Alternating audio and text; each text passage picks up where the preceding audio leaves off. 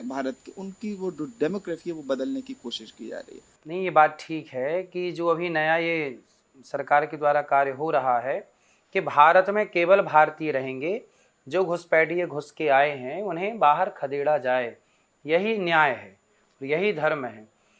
आज कितने घुसपैठिए पूरे भारत के कोने कोने में बहुत सारे घुसपैठिए घुसे हुए हैं, इन सबको बाहर निकालने के लिए एसआर है ना, एसआईआर, जो एसआईआर सरकार ने ये जो कार्य किया है श्रेष्ठ है। और इससे देखो बिहार में अभी हुआ तो कितने लाख लोग मैंने सुना कि बाहरी पाए गए। अब यूपी का सर्वे होगा तो करोड़ों लोग बाहरी पाए जाएंगे, मध्य प्रदेश का सर्वे होगा तो करोड़ों, ये करोड़ों लोग भारत की अर्थव्यवस्था पर नाच रहे हैं कि नहीं, नुकसान क्षति तो पहुंचा ही रहे हैं।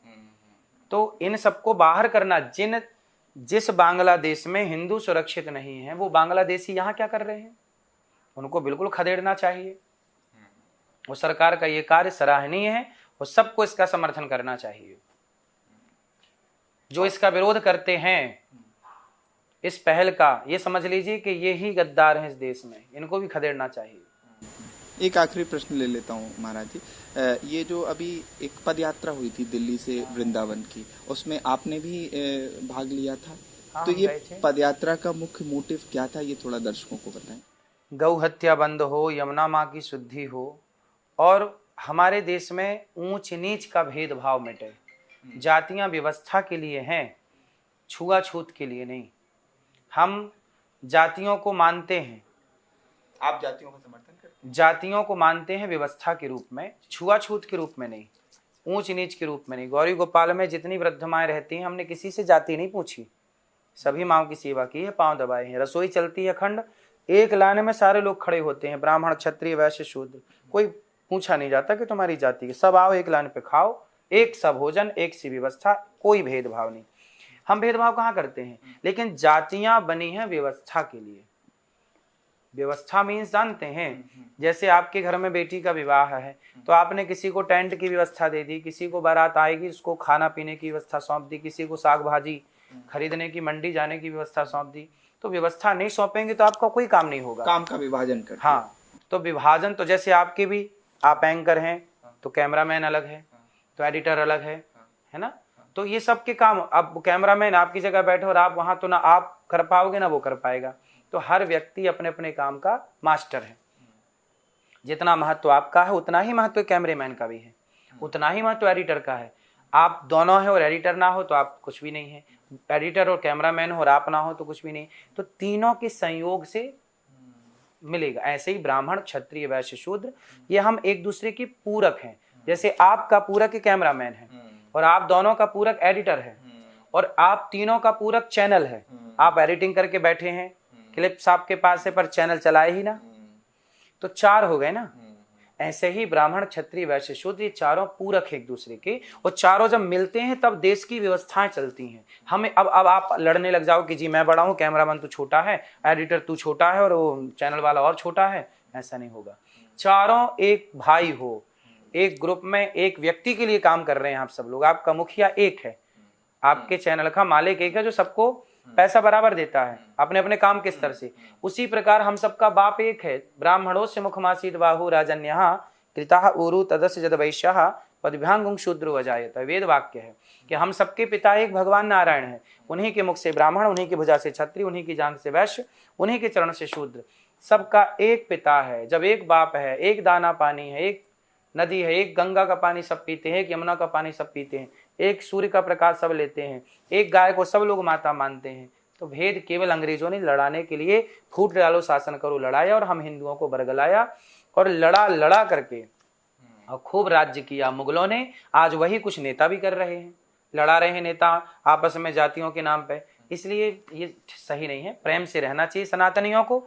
और अभी मुझे एक नेताजी हैं हमारे मध्य भारत में, उन्होंने, आप अखिलेश जी की बात तो नहीं कर रहे? नहीं अखिलेश नहीं, हम मायावती जी हैं। मायावती जी का एक मैं बयान सुन रहा था, मेरे को बड़ा अच्छा लगा। मायावती जी बोल रही थी कि देखो गांव वालों, एक गांव में गई थी वो लेक्चर देने, तो उन्होंने कहा कि देखो गांव वालों, हम लोग तो आएंगे और आके बोल के चले जाएंगे, लेकिन इस गांव में ब्राह्मण भी रहते हैं, यादव भी रहते हैं, वैश्य भी रहते हैं, शूद्र भी रहते हैं, मोची भी रहते हैं, कुम्हार भी रहते हैं, लोहार भी रहते हैं। इसी गांव में तुम सबको सदा रहना है। तुम्हारे बाप दादे इसी गांव में सब रहते आए हैं। हम लोग तो आएंगे, लड़ा के चले जाएंगे। तुम लड़ना मत किसी के कहने से, क्योंकि तुम गांव के लोग जितना प्रेम से रहोगे उतना खुशहाल गांव रहेगा। और गांव खुशहाल रहेगा तो क्षेत्र खुशहाल रहेगा, क्षेत्र खुशहाल रहेगा तो राज्य खुशहाल रहेगा, राज्य खुशहाल रहेगा तो देश खुशहाल रहेगा। ये मैया की बात है। कौन सी मैया? मायावती मैया, पूर्व उत्तर प्रदेश की हाँ, पूर्व मुख्यमंत्री। तो मेरे को ये बात कितनी अच्छी लगी कि देखो नेता ऐसे होने चाहिए जो ये बात कहें कि भाई देखो हमारे कहने से तुम लड़ना मत। यदि हम कह भी दें कि ये जाति वो जाति, रहना आज से सैकड़ों साल तक एक ही गांव में सारे समाज के लोग रहे कि नहीं? तो हमें इसी कमरे में आपके साथ रहना है, तो हम लड़के कब तक रहेंगे आपके साथ? इसीलिए प्यार से रहो और इसी से हम सबकी भलाई, सनातनी संगठित रहेगा तो राष्ट्र का निर्माण होगा। तो ये जो यात्रा थी ये किसी धर्म के विरोध में नहीं थी? नहीं, धर्म क्या, धर्म तो केवल सनातन है, बाकी तो मजहब पंथ है, कोई धर्म नहीं होता दूसरा। मजहब के किसी खिलाफ क्या विरोध है? हिंदू कभी किसी का विरोध नहीं करता, सनातनी किसी का विरोध नहीं करता। सनातनी तो सर्वे भवन्तु सुखिनः सर्वे सन्तु निरामया, सब सुखी रहे, सर्वे भवन्तु सुखिनः, वसुधैव कुटुम्बकम की बातें हैं। हम क्यों किसी का बुरा सोचेंगे? हमने कभी मुसलमानों का बुरा नहीं सोचा। मुसलमान षड्यंत्र रचते रहते, हिंदुओं को कैसे मारा जाए, कैसे काटा जाए, कैसे दबाया जाए।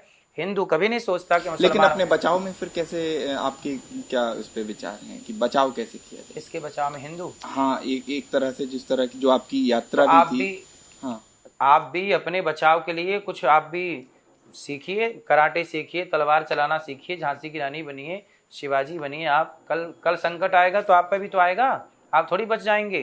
जैसे बांग्लादेश में हिंदू को जैसे मारा गया, आपको भी मारा जाएगा, आपको भी जलाया जाएगा कपड़े उतार के, आप भी तो उसी में हैं। फिर इसलिए आपको भी अपनी रक्षा करनी आनी चाहिए, आत्मरक्षा। राम जी के हाथ में धनुष है, हनुमान जी के हाथ में गदा है, हमारे देवी दुर्गा के हाथ में तलवार है। इसलिए जब भगवान के हाथ में है तो फिर हम खाली क्यों रहें? आत्मरक्षा।